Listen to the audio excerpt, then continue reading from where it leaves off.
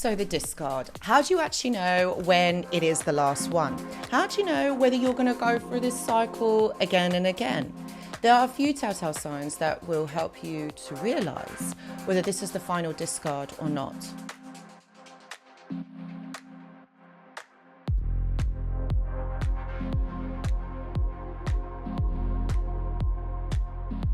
Hello my friends and welcome back. I hope that you're all doing really well.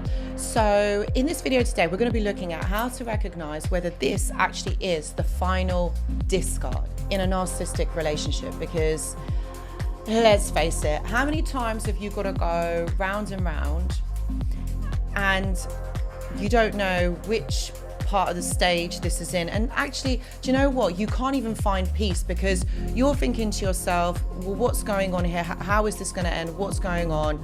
Like, you know, the thing is, in healthy relationships, when someone says, okay, I'm done, or this is it, it's like we're finished, or let's go our separate ways, it usually does mean that. But for a narcissist, it's a completely different level. And that's what I really wanted to kind of like talk about here, is the different levels and how you can understand or know which part you are at.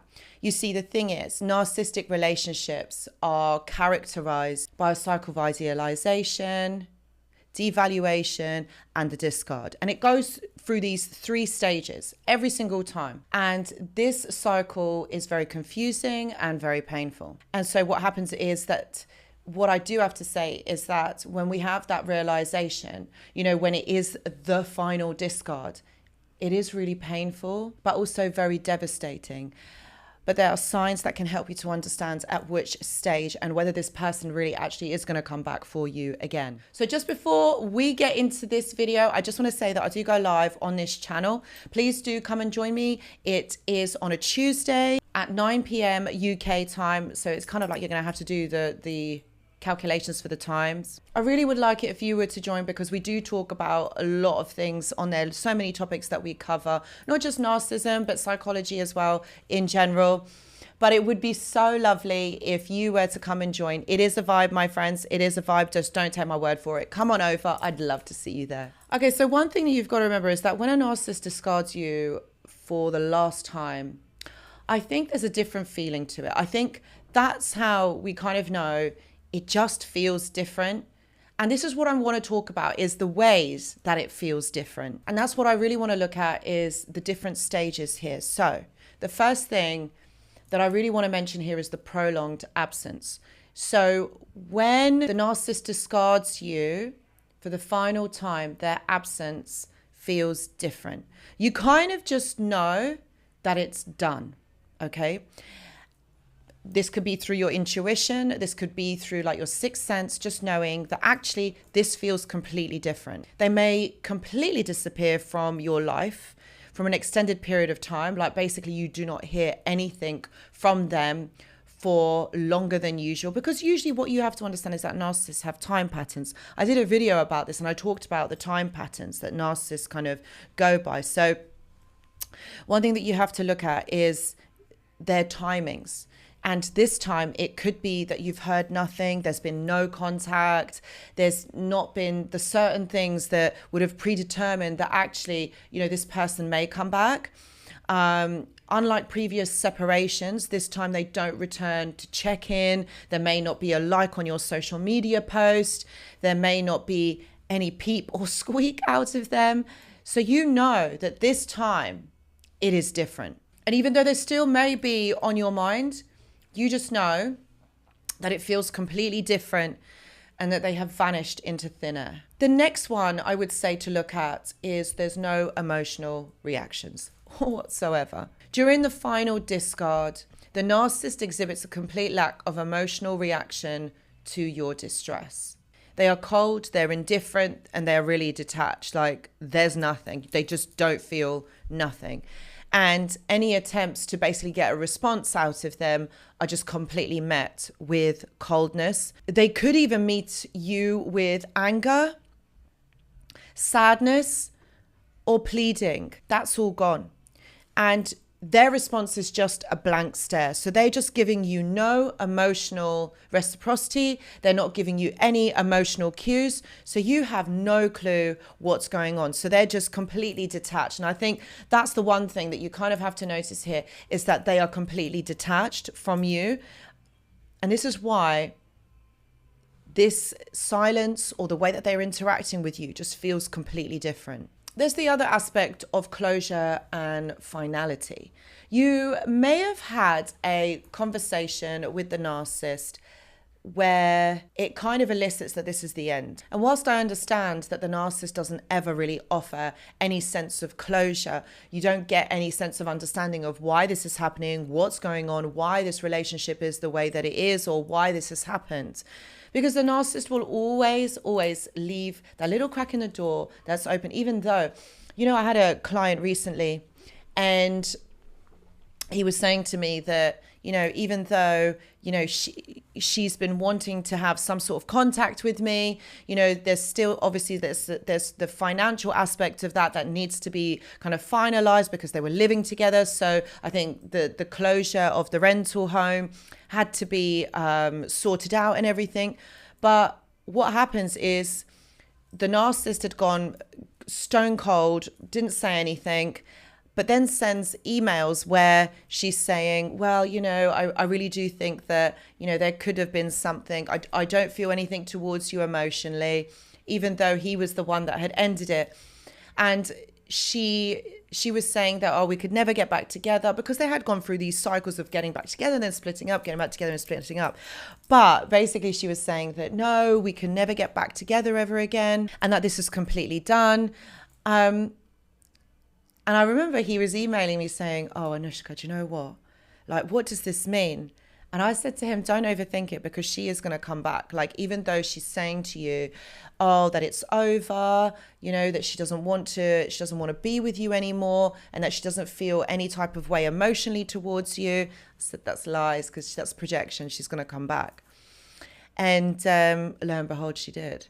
But the point that I was trying to make is that even though they could be saying to you that they're bluntly saying that the relationship is over and there's no way that there is a chance of reconciliation, it could be that the words are definitive and that there is leaving no room to interpretation. But for a narcissist, this is particularly difficult because a narcissist will always want to have that opportunity. They always want to know that actually there's something there, and that they will be able to come back. They will be able to have some sort of interaction with you in the future. The other aspect of this is the immediate replacement. So you will be replaced by another person.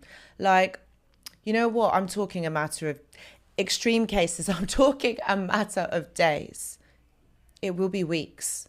I wouldn't even say it's a month. It would be a few weeks before you get replaced.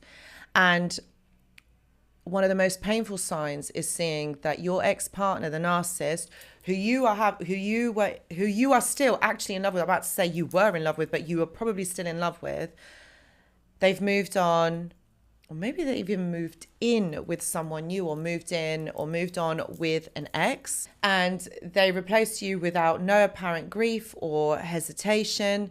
And what they tend to do is they tend to flaunt this relationship quite publicly, probably on social media, or probably in your face if you live somewhere quite close to one another. This is about showing off that new person so that they know that so that you see it, basically. This is all done to hurt you. It doesn't necessarily mean that they are in love with this person or they want to be with this person. It's more about the fact that they are doing this to get on your nerves, to show you that they're actually done, that they want to be with this new person. They want to make you jealous. And it's also a tactic to enforce or to reinforce their decision to ensure and for you to understand that you have been replaced. That's what they do. That's the finality of it. And I just want to add to this section, all right, to this part here. They do this because, you know what? It's not because you're not good enough. It's not about that. Do you know what it's really about? It's about the fact that you have disobeyed them in some way. You have not done what they have wanted you to do in some way. So this is all about control. This is all about manipulation. You didn't do something that they had wanted you to do. And that's the sad reality of it. It's a punishment, ultimately, because in their mind, it's a rejection from you in a way that you have disobeyed them, in a way that you haven't done what they have wanted you to do. So in some way, they have to reject you. They have to punish you. They have to show you that they are the ones that are in control. And this is the problem, my friends. This is exactly the actual problem. Okay? So it's not you. It's because you decided to put boundaries in place. You decided to do something about it. And they don't like it. And that's why they have to do this discard. They have to replace you immediately. They don't give you any closure. And you got to think about it. Why would someone not give you closure? Because if you're finishing in a relationship or you're moving on or whatever, you say your goodbyes, okay, and that's it. We leave that person, let them get on and have their own life and do what they need to do. But in a narcissistic relationship, they don't do that. They don't allow you to move on. That's why they don't give you closure. That's why they don't give you finality and tell you what is happening. Because they always will want to come back in some capacity to see if they can get something from you. The next bit is there's no hoovering. All right. So in these scenarios, they're not going to hoover you. They're not going to come back for you and try and play the game. Unlike previous games, they tried to hoover you. They tried to tell you sweet nothings. Okay. And then you separated again and then came back together. But in this relationship, the discard involves no attempts. There's no attempts of hoovering, okay? There's no late night text, no surprise visits, and no attempts to reconnect. It's a silent, definitive, that's it. That's when you know that that is the final discard. They don't come back in any capacity. In some aspects, there is self-reflection and moving on that needs to be done here. Now, I know that this is really difficult because you feel still hooked on this person. You still feel very in love with this person and still connected to them. What you have to understand is because this person is toxic, because this person doesn't have any understanding to how they should treat you, how it is kind, all right, to treat you in a good way, to have compassion for you. Instead, this is how they do things. If you don't want to be with someone, allow that person to be able to move on and get on with their lives. Don't just keep them stuck in something that involves attempts of getting them back, attempts to move on, attempts to not allow this person to get on with their life. This is what is so abusive and damaging to us, because we still feel trauma bonded. But I do understand that recognizing the final discard is a very painful process, because of course you don't want it to be over, but in some aspect you do want it to be over, because you want to be able to move on. You want to be able to live the life that you've always wanted to and heal from this and possibly even move on and be with somebody else.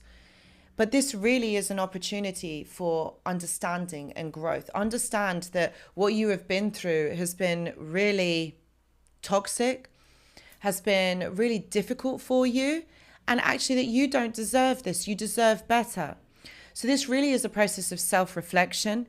And if you need to seek, professional help, like someone to help you to move forward and to help you to understand this. This is about you using this time to focus on yourself.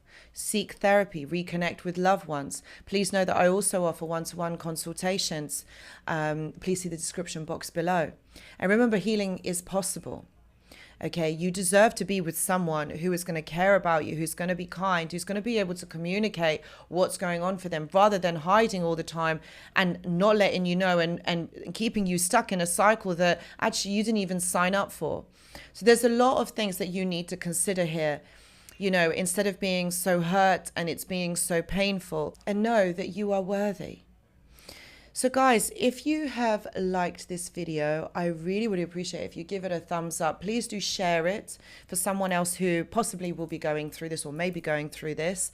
And guys, I will see you in the next video. Goodbye.